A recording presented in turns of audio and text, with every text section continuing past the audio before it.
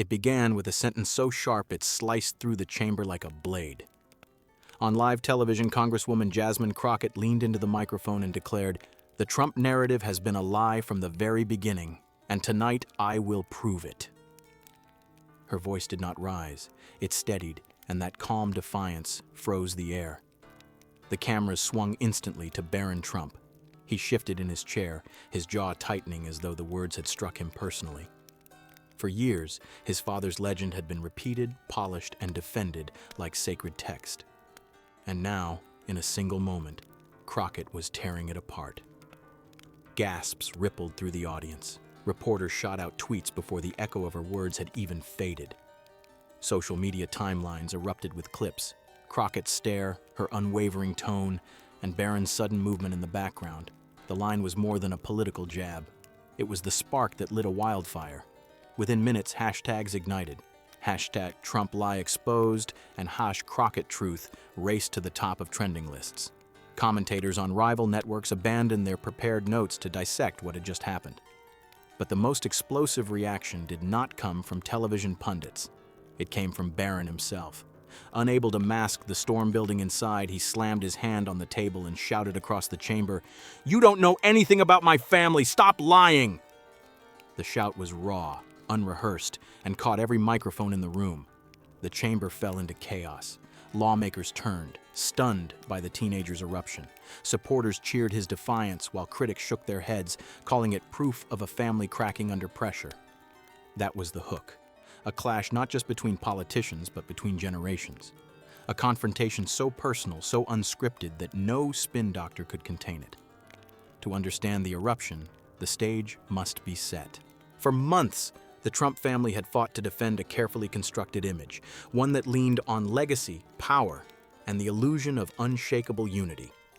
But cracks had been forming, whispered about in political circles and fueled by the relentless curiosity of the press. The breaking point came when Jasmine Crockett entered the spotlight. A Democrat from Texas, she had built a reputation as a fearless voice, someone who refused to tiptoe around privilege or dynasty. In hearing rooms, on cable news, even in late-night interviews, she made it clear. No one was above scrutiny, not even the family that had branded itself as untouchable. At the same time, Barron Trump had been drawn into a world he never asked for. Tall, young, still carrying the aura of privacy that his mother had guarded fiercely. He suddenly found himself a symbol. For Donald Trump's supporters, Barron represented continuity, proof that the empire was generational. For critics, he was evidence that the family was willing to sacrifice anyone, even a child of their own name, on the altar of image. The catalyst was a document leak, an unexpected surge of DNA results and family records that raised uncomfortable questions. It was no longer speculation whispered in corners, it was data, science, proof. And though the documents themselves were never fully authenticated, their appearance at such a delicate moment created a storm no press office could contain. Crockett recognized the opportunity instantly. In her speeches, she framed the results not as gossip, but as symbols. Symbols of power trying to mask its vulnerabilities. She did not speak of Barron with cruelty. She spoke of the dynasty as a whole. "The truth always finds daylight," she said, "no matter how many walls are built to keep it in the dark." Seated beside his father during a high-profile congressional session, Barron became the unwilling face of that truth. Donald Trump tried to project strength, his arms folded, his smile sharp and defiant. But cameras noticed every flicker in Barron's eyes, every twitch of discomfort, every flush of anger as Crockett repeated her accusations. The players were set. Jasmine Crockett, unrelenting in her crusade for exposure. Donald Trump, stubborn and seasoned in the politics of spectacle. Barron Trump, caught in the storm, his voice and reaction now carrying the weight of his family's defense. And around them, a nation split in two, each side ready to claim victory from a single phrase, a single outburst, a single truth. The session should have continued with routine testimony, but after Barron's outburst, nothing could return to normal. Cameras zoomed in, reporters typed furiously, and every eye turned to Jasmine Crockett. She did not flinch. Instead, she locked her gaze on the young man and spoke with precision. "Barron," she said evenly. "This is not about you personally. This is about the truth your father has hidden from the American people. Denial does not erase documents. Anger does not erase evidence." Her words hung in the air. Donald Trump leaned forward, his voice booming across the hall. "This is disgraceful. A sitting congresswoman attacking my family, dragging my son into your lies. How dare you?" But Crockett had anticipated this. She raised her voice just enough to cut through his.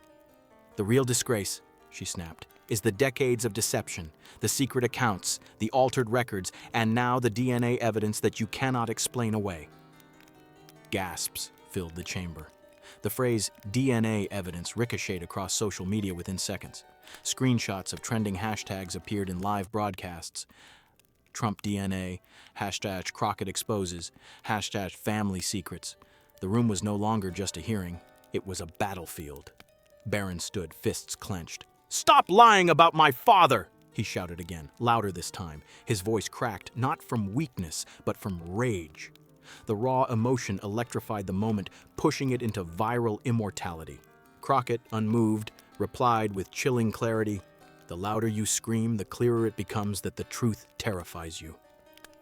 For a split second, the room was silent. Then chaos erupted.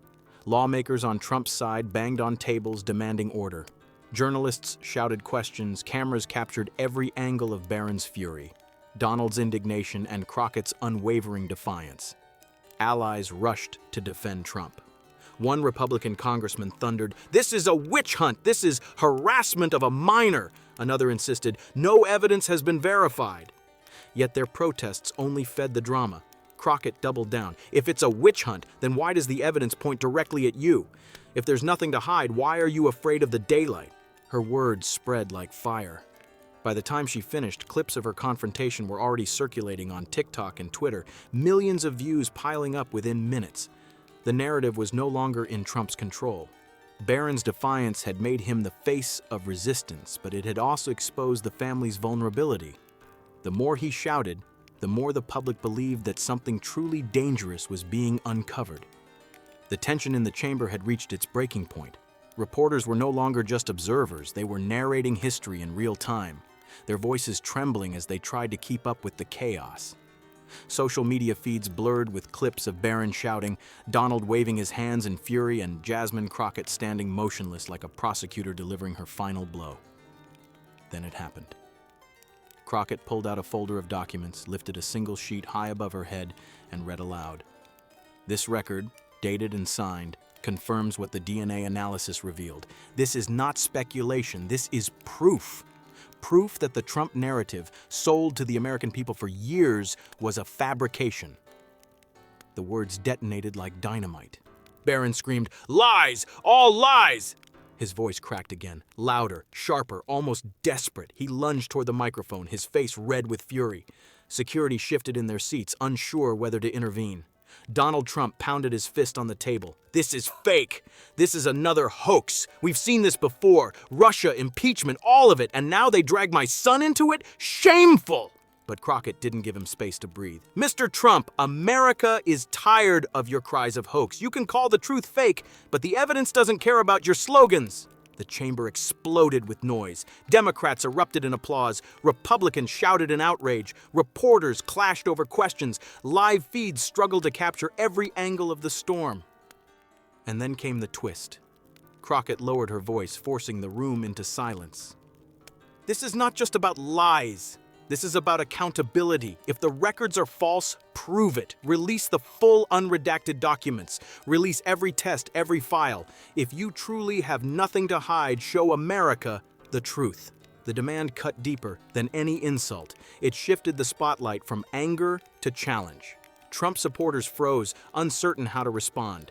Donald's face hardened, his jaw set, but no words came. Barron, still trembling with rage, shouted again, "We don't owe you anything!"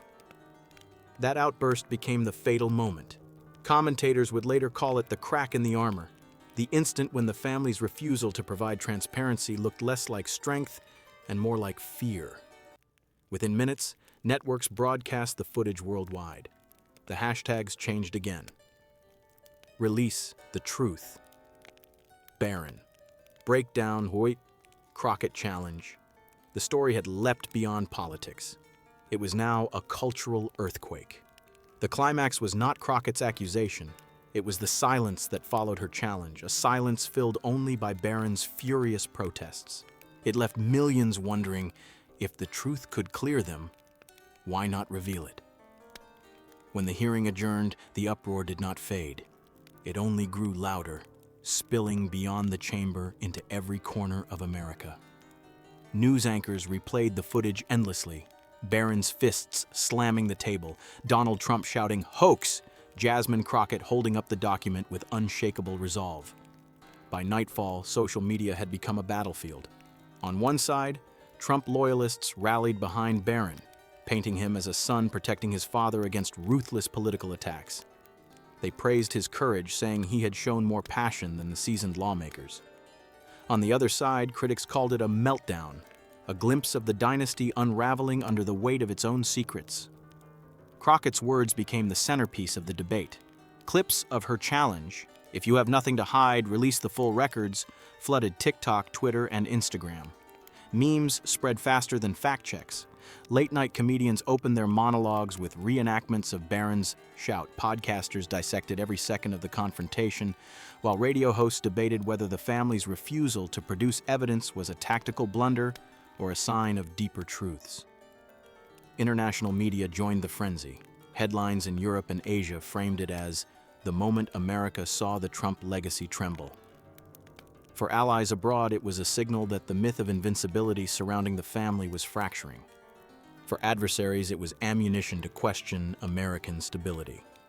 Inside the Trump camp, silence grew heavier. Statements released by aides were vague, offering no documents, no clarifications, only accusations that Crockett was exploiting a family tragedy for political theater. Yet the lack of a direct rebuttal fueled more suspicion than it silenced. Barron became both hero and symbol of collapse.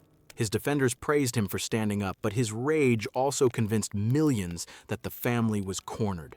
The more he shouted, the more the narrative shifted away from control and toward chaos. Crockett, meanwhile, seized the moment with surgical precision. She appeared on primetime interviews repeating her challenge, "Release the truth." She turned her confrontation into a rallying cry, not just against the Trumps, but against the culture of secrecy in politics. Her calm, relentless tone contrasted with the storm of fury on the other side, and that contrast became the story itself. The final message left America divided, but electrified. The hearing was not remembered for its policies or its official agenda. It was remembered for the night when a dynasty shook, when a son's fury became the soundtrack of a political reckoning, and when a congresswoman's demand for daylight echoed louder than any denial. In the end, it was not the evidence alone that shattered the narrative. It was the reaction, the fire in Barron's voice, the silence in Donald's pause, the steadiness in Crockett's words that convinced millions that history had shifted. The story closed not with resolution, but with a question burning across screens. If the truth can clear them, why not reveal it? That question, unanswered, became the symbol of a family, a movement, and a nation teetering on the edge of revelation.